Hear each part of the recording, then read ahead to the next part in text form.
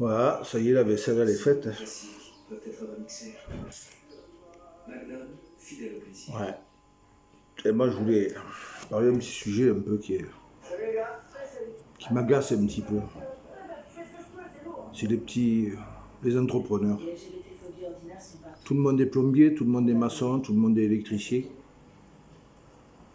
Et quand on voit le résultat de certains, les travaux qu'ils font, on se demande où c'est qu'ils ont appris leur métier. Les propriétaires faudrait faire une expertise de ce qu'ils font. Ça passerait pas. Moi je vois, il y a eu une fuite à notre salle de bain il y a 1 an. Il a fallu donc démonter le bac de douche et tout, le changer. Et voilà que déjà la première chose, c'est que soi-disant, ils ne trouvent pas de siphon, on ne trouve plus de siphon plat, spécial pour les bacs de douche. Alors que c'est faux, Castorama ils en font et on en trouve ailleurs. Alors il a mis un siphon ordinaire, c'est-à-dire l'onde de 13-14 cm. Donc il a été obligé de surélever le bac un maximum pour donner de la pente au tube. Aujourd'hui, ce bac de douche, il se situe à 35 cm d'eau du sol. Donc du coup, ma mère, quand elle est là, elle ne peut pas utiliser la douche parce qu'elle ne peut pas monter avec ses jambes. Et depuis que ça a été refait, ça fait que se boucher.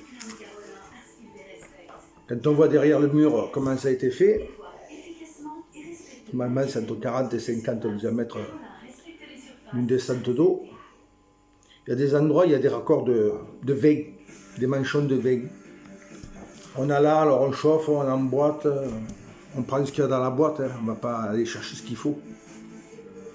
Comme ça on facture ce qui reste au garage, on se débarrasse. Ça fait que de se boucher.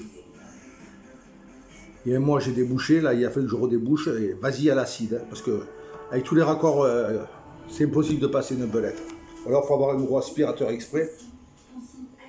Ça les fait travailler, ils reviennent, ils débouchent. Hein. Les gens ils y connaissent rien, alors ils croyaient que c'est normal. Hein. Qu'ils ont fait tomber quelque chose qui a bouché la salle de bain. Mais non, c'est parce que c'est fait comme as de pique. Alors s'il vous plaît, là, si c'est pas votre vrai métier, allez faire une formation. C'est le seul conseil que je peux vous donner. Parce que c'est déplorable de voir ça, et de faire payer en plus les propriétaires. Moi je vais la faire venir, la propriétaire. Moi je vais lui montrer le travail qui a été fait. Ce que fait son plombier. Elle n'est pas aux normes la douche, il faut qu'elle la... Même pour un humain normal, hein. C'est trop. En plus c'est une douche vachement plate au-dessus. Le moindre...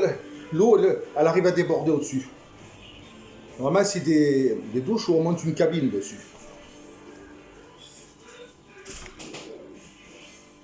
Tout fait des dépit du bon sens. Moi j'ai dit pourquoi tu ne montes pas carrément une cabine de douche. J'ai dit ça ne coûtera pas plus cher.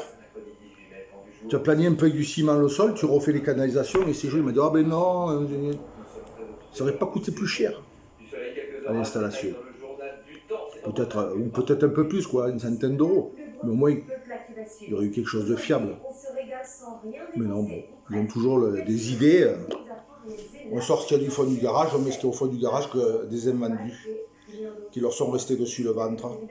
Il y a toujours un pigeon hein, qui se fait avoir. Voilà. Alors hier, j'ai été obligé de mettre 2 litres d'acide chlorhydrique dans les canalisations partout pour déboucher. Et là, demain, je vais en reprendre encore 2 litres que je vais rebalancer encore dedans pour déboucher. C'est pareil, ils nous ont mis un lavabo à la cuisine, ils ont refait un peu la cuisine, un double bac. Alors, quand je vide le premier, j'ai la mousse qui remonte dans l'autre. Je peux mettre le bouchon, ça le fait sauter. C'est mal fait, il y a quelque chose.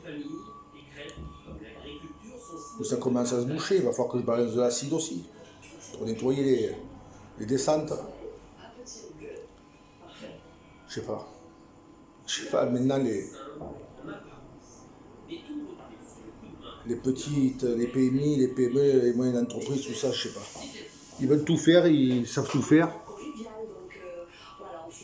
mais ils n'ont pas les notions de base alors. Ils font beaucoup d'erreurs. Et après, ben, c'est les locataires qui en pâtissent et les propriétaires qui sont obligés de raquer. C'est pas logique. Voilà. Et dans l'électricité et tout, c'est comme ça. C'était un de mes petits coups de gueule. Puis aussi pour les propriétaires, ils sont toujours en train de se plaindre. Non, on n'a pas d'argent, on ne peut pas, vous comprenez, ça nous revient cher. Mais pour encaisser les loyers, ils encaissent. Ils ne veulent rien faire. Pas normal. Ils ont l'obligation de faire des travaux. De mettre aux normes. Aujourd'hui. Mais qui va les contrôler? Vous écrivez, personne ne vient, personne ne se déplace. Qui?